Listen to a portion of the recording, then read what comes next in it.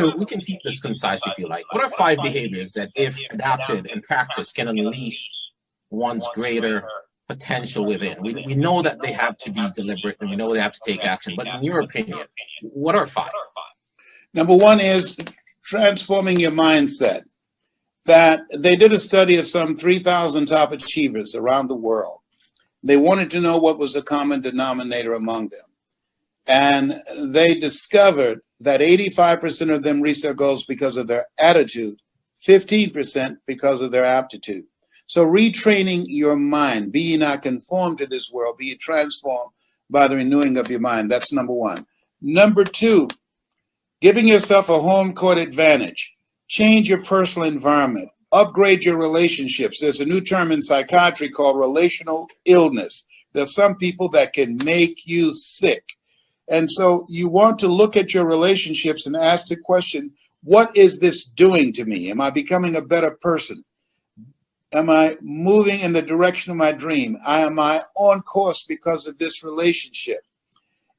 People who have accountability partners, people who have people in their lives who challenge them, who inspire them to create the next greatest version of themselves, keep their commitment to their dreams. And so you have to look at your relationships and upgrade your relationships. Number 3, have goals beyond your comfort zone. Why?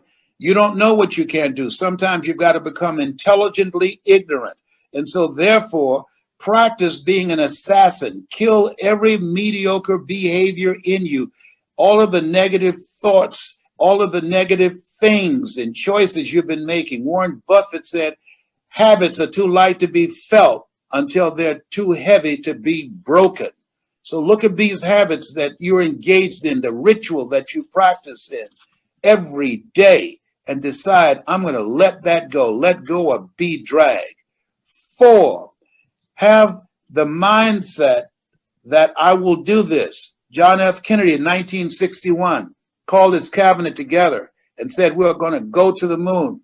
When I was a kid, we used to say, to illustrate if something was impossible, we would say, you have as much power to do that as a man going to the moon. He looked at Werner von Braun. He said, Werner, what will it take for us to go to the moon? They had no money, no budget, no technology. The computers did not exist. They didn't have a clue how to do it. And Werner said 5 words.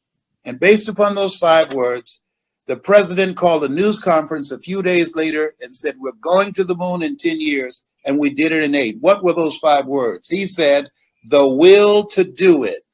What will it take for the people that are listening?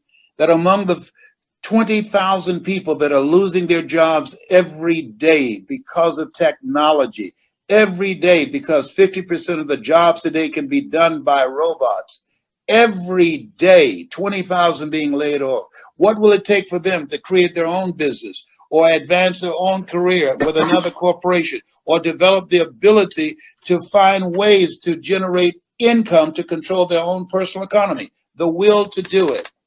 And the 5th thing that's necessary, Og Mandino said it. He was a very good friend of mine. He wrote The Greatest Salesman in the World. He was a guy who loved my former wife, Gladys Knight. I had her sing to him at the National Speakers Convention the year before he died. He said, persist until you succeed. I came through a very tough time this last year, 2017. I never stopped. Because of sciatica pain, I spoke from a wheelchair for about 8 months. I never stopped. Even though they told me at the Cleveland Clinic that cancer had metastasized to 7 areas of my body, and the pain that I feel in the scapular area is a result of that. And I was smiling. This guy said, why are you smiling? I said, 7 is my lucky number. I'm one of 7 children. My birthday is February the 17th.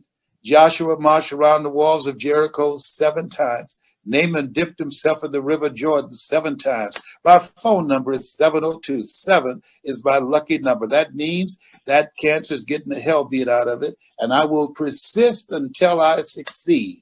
I aspire to inspire until I expire. That's my story, and I'm sticking to it. Well, you answered my next question already, and just so the audience know, what the question would have been is, what is the one thing that high performers do to realize greater potential that others just won't or don't do? And that you answered is to persist.